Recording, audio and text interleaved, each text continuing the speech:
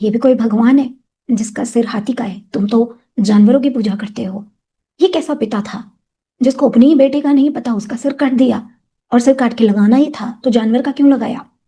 इस तरीके के नैरेटिव्स फैलाकर हमारे मन में हीन भावना लाने की ये लोग कोशिश करते हैं।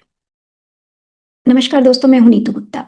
आज की वीडियो में हम धर्मांतरण के एक और नैरेटिव को ब्रेक करने जा रहे हैं, और ये नैरेटिव है भगवान गणेश को लेकर। तो आज समझते हैं थोड़ा सा ये कहानी क्या है, क्या मतलब है इसका, और एक्चुअली क्या था। तो देखिए, कहानी तो वैसे मोटा मोटा आपने सभी ने सुनी हुई है, फिर भी बता देती हूँ। हुआ क्या था, माँ पार्वती ने नहाने जाना था। उन्होंने ऐसे ही अपने मैल से जो उबटन लगाते हैं तो उसको जो हम उतारते हैं, तो उसको इकट्ठा करके उन्होंने एक पुतला बनाया और उसके अंदर प्राण फूंक कर उसको जीवित कर दिया। अब उन्होंने उसको बोला कि तुम द्वार पर पहरा देना और किसी को अंदर मत आने देना, और वह नहाने चली गई ऐसा कहकर। अब शिव जी आए, उन्हें नहीं पता था ये सारा सिनेरियो, तो उन्हें समझ नहीं आया ये बालक कौन है और क्यों इस तरह से पहरा दे रहा है। तो पहले तो उन्होंने उसको बोला कि मुझे जाने दो। जब गणेश ने रोका तो वो अपना मेडिटेशन में लग गए। पर जब गणों को ये बात पता चली तो उन्हें अच्छा नहीं लगा कि इस तरह से महादेव को ही रोक दिया उन्हीं की पत्नी से मिलने से, कौन है ये बालक। तो वो उसके पास गए।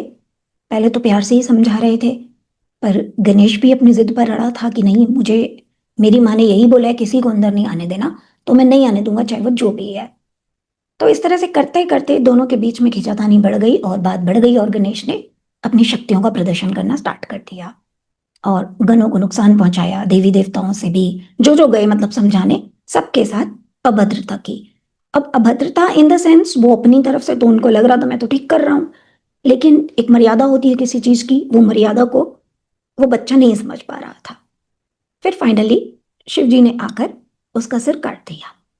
अब सिर काटना यहाँ पर कोई हत्या जैसा मत समझिए, हमारी जितनी कहानियां है ना, ये सिंबॉलिक्स है। सुनने में अजीब लगता है, लेकिन क्योंकि मैं तो कॉन्शियसनेस पर वर्क करती हूँ तो मुझे पता है ये चीजें सिंबॉलिक है। क्या होता है कि जब हम इस माया में, इस संसार में आते हैं, तो सत्य को हम भूल जाते हैं, अपने सच को भूल जाते हैं। चेतना हमारी गिरने लगती है, इस माया में भटकने की बहुत सारी चीजें होती हैं हमारे पास। तो कुछ ना कुछ करके हमें वापस ट्रैक पर लाया जाता है। मैं भी पढ़ाती हूँ स्पिरिचुअल कोर्सेस, तो मुझे भी पता है मेरे स्टूडेंट्स को एकदम से कॉन्शियसनेस और ये सब बोलना उनको नहीं समझ आता। मुझे हर बात को एक एग्जाम्पल देकर, स्टोरी फॉर्म में बनाकर, वो भी ऐसी जिससे वो रिलेट कर सके, उन्हें एक्सप्लेन करना पड़ता है। तब जाकर वो उस बात को समझ पाते हैं। तो ये भी हमें एक कॉन्सेप्ट समझाने के लिए एक स्टोरी बनाई गई। अब इस स्टोरी में क्या है आप ये समझिए। पार्वती कौन है? प्रकृति हैं जो सृजन करती हैं, क्रिएट करती हैं। उन्होंने क्रिएट किया, लेकिन इस क्रिएशन में थोड़ी कमी आ गई। कमी क्या आ गई? जो ये बनाया गया ये उन्होंने अपने मैल से बनाया, यानी उसके अंदर थोड़ी सी गंदगी, बोलिए इम्प्योरिटी आ गई थोड़ी सी। अब वो इम्प्योरिटी अहंकार में बदल गई। अहंकार मनुष्य का सबसे बड़ा शत्रु होता है। जिस मनुष्य को अपना अहंकार दिखता नहीं, या वो उस पर कंट्रोल नहीं कर पाता, या उसका अहंकार ही उसकी लाइफ को लीड करने लग जाता है, तो उसका पतन निश्चित होता है। शिव कौन है? शिव प्योर कॉन्शियसनेस है। शिव वो प्रिंसिपल हैं जो डिसॉल्व करते हैं हर किस्म के अंधकार को, हर किस्म की बुराई को, हर किस्म की इम्प्योरिटी को। तो शिव ने वहां पर जो वो सिर काटा था, सिर क्या है? बेसिकली मस्तिष्क, बुद्धि, आपकी बुद्धि ही है। ब्रह्मा जी का भी ऐसे एक स्टोरी में बताया जाता ना कि काट दिया था, वो भी अहंकार था। जब अहंकार आ गया तो उस अहंकार को हटाया था शिव ने। अब ये कोई बुरा करने के लिए नहीं, अच्छा ही करने के लिए हमारे भी अहंकार को हटाते हैं शिव। बहुत जगह पर होता है, मैं इस जर्नी को करती हूँ तो मुझे पता है कि जगह जगह पर दिखता है सट्टल सा कुछ आ गया, फिर उसको हटाया जाता है उन्हीं की मदद लेकर कि बताओ अब क्या करें। तो इस तरह से उन्होंने उस सिर को काटने का जो प्रतीक है वो ये है कि अहंकार को नष्ट किया था। तो उन्होंने हाथी का ही सिर क्यों लगाया? क्योंकि हाथी का सिर जो होता है उसका साइज बड़ा है। साइंटिफिकली भी हाथी के अंदर विजडम ज्यादा होती है। तो ये सिंबॉलिक है कि पहले लिमिटेड बुद्धि थी, अब बुद्धि बड़ी है। बड़ी कैसे है? बुद्धि कैसे बड़ी होती है? जब मनुष्य सुनता ज्यादा है, मंथन ज्यादा करता है, अंदर देखता है, तो फोकस से देखता है, सिर्फ देखने के लिए नहीं देखता। मेडिटेशन में भी तो हम यही सब करते हैं ना, फोकस। तो हाथी के अंदर ये सारी चीजें नेचुरली है, उसकी आंखें छोटी हैं और इस तरीके से अंदर की तरफ है, मीन्स वो जब देखेगा तो वो पूरे फोकस के साथ, कंसंट्रेशन के साथ उस चीज को देखेगा। और देखने से ज्यादा सुनता है। जो मनुष्य सुनना ज्यादा सीख जाता है और फिर उसके बाद अंदर मंथन भी करना सीख जाता है, तो फिर वो अपने आप ही बुद्धिमान बन जाता है। तो इस तरीके से हाथी का जो सिर है वो डिनोट करता है कॉस्मिक इंटेलिजेंस को, ब्रॉडर कॉन्शियसनेस को, बड़ा सोचना, दूर तक सोचना, बड़ा सोचना, डेप्थ में सोचना।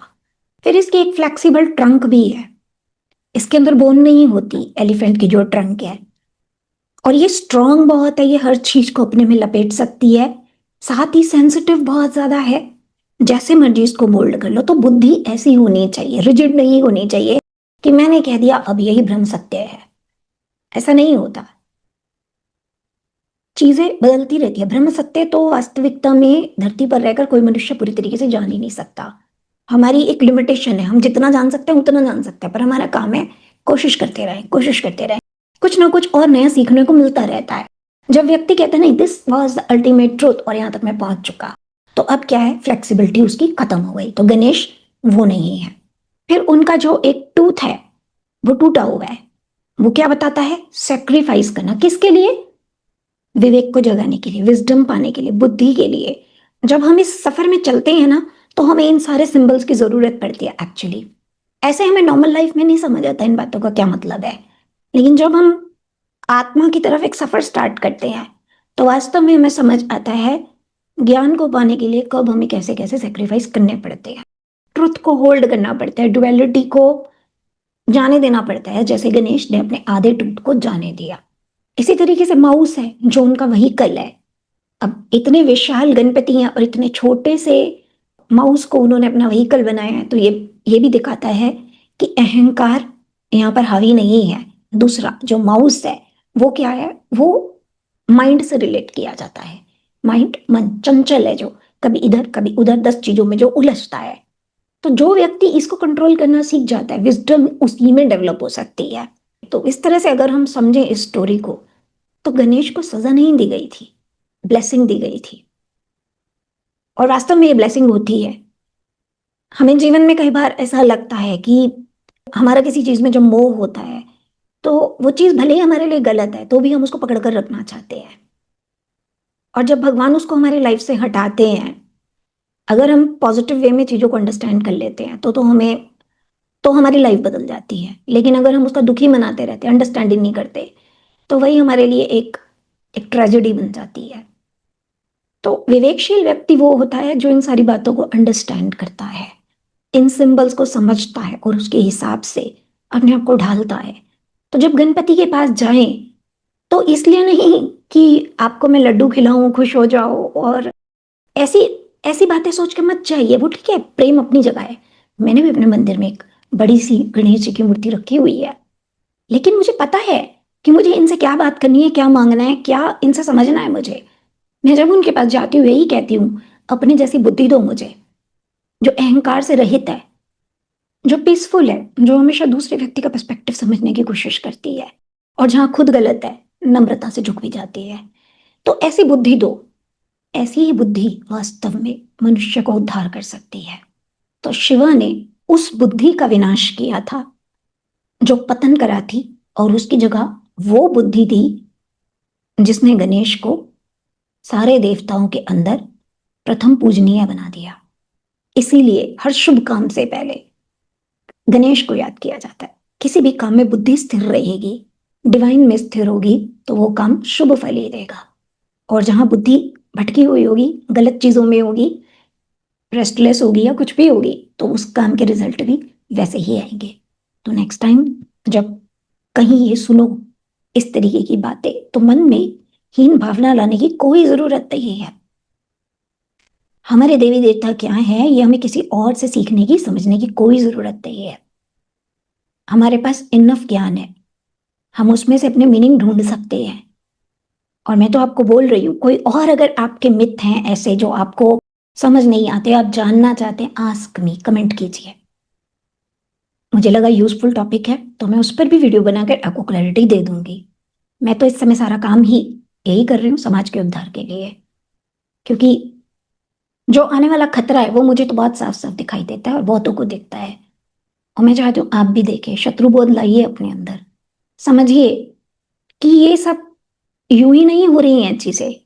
ये सब इसलिए हो रही हैं ताकि आपके अंदर हीन भावना लाई जाए और आप अपने धर्म को छोड़कर उसकी तरफ चले जाओ। जाने में कोई दिक्कत नहीं है, भगवान ने तो सबको स्वतंत्रता दी है, सनातन भी सबको स्वतंत्रता देता है, जाने में दिक्कत नहीं है। दिक्कत क्या है, जाने के बाद क्या होता है, उस जाने का पर्पस क्या है। यदि एक पीसफुल पर्पस से कोई जा रहा है तो कोई दिक्कत नहीं है, जाओ आराम से जाओ, वहां शादी करो, वहां रहो, उनका धर्म पालन कर लो। अल्टीमेटली तो सबको ईश्वर तक ही जाना है। लेकिन जो फिर उसके अंदर गंदगी होती है ना, कि हम सब कुछ, फिर जो टॉर्चर किया जाता है जबरदस्ती, अब तुम बीफ खाओ, अब तुम ये करो, अब तुम वो करो, दैट इज नॉनसेंस। इसके लिए बोलना जरूरी हो जाता है। नफरत किसी से नहीं है यहाँ पे, हम तो शांति से रहने वाले लोग हैं। लेकिन जब हमको शांति से नहीं रहने दिया जाता तो फिर हमारा ये धर्म बनता है कि अब जवाब देना हम भी सीखे। नमस्कार।